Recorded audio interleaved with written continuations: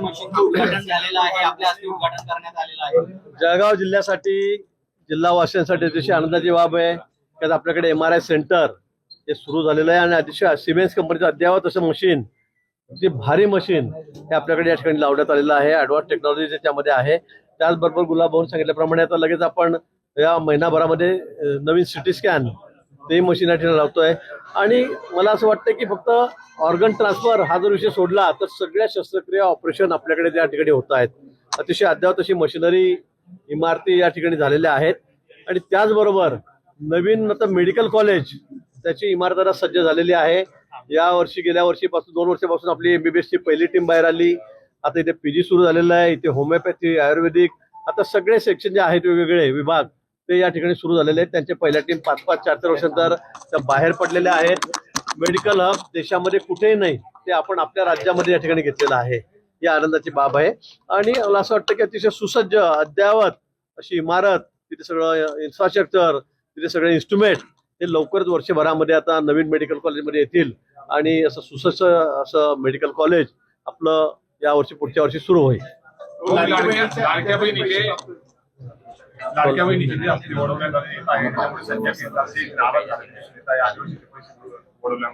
नाही, कुठे पैसे वळवण्याची गरज नाही। आमच्याकडे पुरेसा फंड, निधी आहे आणि ते नियोजन करूनच सगळ्या योजना आम्ही या ठिकाणी केलेल्या आहेत। थोडंफार काय इकडे तिकडे होईल, पण मला असं वाटतं कोणाचाही निधी कोणाला दिला जाणार नाही, काढला जाणार नाही। सगळ्यांना वेळेवर पैसे मिळतील, सगळ्या विभागाला, समाज कल्याण असेल किंवा काय आदिवासी विभाग असेल, असं कोणताही निधी इकडे तिकडे वळवण्यात येणार नाही। तात्पुरती काही व्यवस्था केली असेल तर मला त्याची माहिती, फायनान्स डिपार्टमेंटला त्याची माहिती असेल 2-4-8 दिवसापुरती। पण लाडक्या बहिणीची योजनाही चालू राहील आणि इतर विभागामध्ये कुठेही पैशाची कमी राहणार नाही। जो हमला झालेला आहे 400 कोटी रुपये वाढवण्यात आले लाडक्या बहिणीसाठी, सामाजिक न्याय भवनाचे मला वाटतं तात्पुरती व्यवस्था ती असेल, ते काही कायमचे वळवले असं नाहीये। मला माहिती नाही, मी माहितीने सांगेल। पण अशा पद्धतीने मी आता 35 वर्षाले आमदार आहे, मी 15 वर्षाले मंत्री पण होतो। अशा पद्धतीने टेम्पररी व्यवस्था असेल तात्पुरती ती करावी लागते, त्याप्रमाणे केली असेल। पण ते काही कायमस्वरूपी वळवलेले नसतील, ते वळवता येत नाही। 2-4-8 दिवसापूर्वी तात्पुरती व्यवस्था ती असेल। जो हल्ला झालेला आहे, अजित पवार की मलाही आता वाटतं की मी मुख्यमंत्री झालं पाहिजे। सगळ्यांनाच वाटतं। आपण बोट पाहिलेली का इलेक्शनच्या काळामध्ये, किती जणांना वाटतं। आता राऊत म्हणतात की हा होणार नाही, तो होणार नाही, पण राऊतांनी तो उद्धव ठाकरेंना पंतप्रधान करून टाकलेला आहे। देशाचे भावी पंतप्रधान उद्धव ठाकरे व्हावे असं राऊत म्हणाले किती वेळा, रेकॉर्ड आहे। त्यांना काय एवढं वाईट वाटतंय कोणी काही म्हटल्यावर? आणि प्रत्येकाची इच्छा असते, तो व्यक्त करत असतो, पण काय ठरवत असतो कोण काय होणार आहे म्हणून। राऊत म्हणताय भाऊ की अमित शहाने राजीनामा दिला पाहिजे असं राऊत म्हणताय। राऊत त्यांचं डोकं तपासलं पाहिजे। आता आम्ही मशीन लावलेलं MRI नवीन, त्याच्यामध्ये त्यांच्या डोक्याचा आपण, मला असं वाटतं पहिल्यांदा ट्रायल त्यांच्या डोक्याची इथेच घ्यावी। ते काय बोलतील त्याचा काही भरोसा आहे का? डोकं फिरल्यासारखं ते बोलतात, त्यामुळे त्यांच्या बोलण्याला कोणी आता किंमत देते ना, काही फार अर्थ नाही। राज ठाकरे आता भारतात आलेले आहेत असं संजय राऊत पण म्हणतायत। येऊ दे, मग कुठे गेले? तो बाहेर गेले, तर फिरायला गेले, तर आले असतील आता।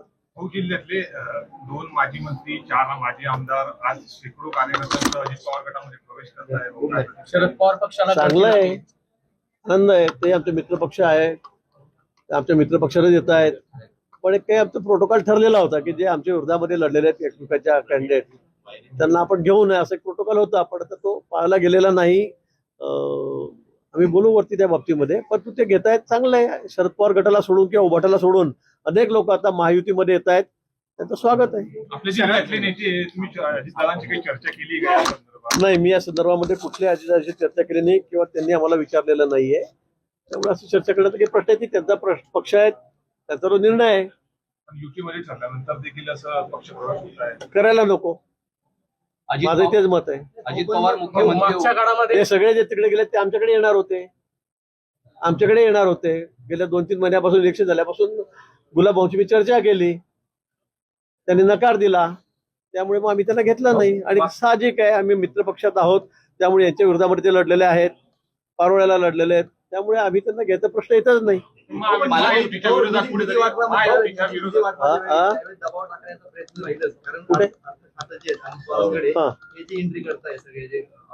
असू द्या ना, काय असं काही DPDCवर वगैरे काही डायरेक्ट मंत्री सांगतील वरतून आणि इकडे निधी वाटा आपल्या लोकांना, असं काही होत नाही। DPDCचा मालक जे आहेत ते पालकमंत्रीच असतात, त्यामुळे त्यांचा तो अधिकार आहे। आणि शेवटी मग फायनान्स मिनिस्टर आहे, त्यांना वाटलं कोणाला काय देऊ शकतात। पण आता इथे मित्र पक्ष म्हणजे महायुती आमची आहे, सगळ्या गोष्टी विचारपूर्वकच कराव्या लागतील. महायुतीच्या विरोधात हे पक्ष प्रवेश होत आहे असं म्हणायचं का? हा? महायुतीच्या विरोधात हे पक्ष प्रवेश होत आहेत का यांच्यामध्ये? नाही, विरोधात असं मी म्हणणार नाही. आता मग आता त्यांनी जसे लोक घेतले तसं आम्हाला काही ठिकाणी मार्ग मोकळा आहे. मग त्या ठिकाणी त्यांनी बोलायला नको कोणी. मागच्या काळामध्ये अनेक ठिकाणी आणि जिल्ह्यामध्ये वेगवेगळे प्रश्न आहेत, प्रत्येक स्थानिक प्रश्न वेगवेगळे आहेत. पालकमंत्र्यांचं असं देखील म्हणणं आहे की जे पक्षात प्रवेश करता आहेत भ्रष्टाचाराचे आरोप आहे त्यांच्यावर.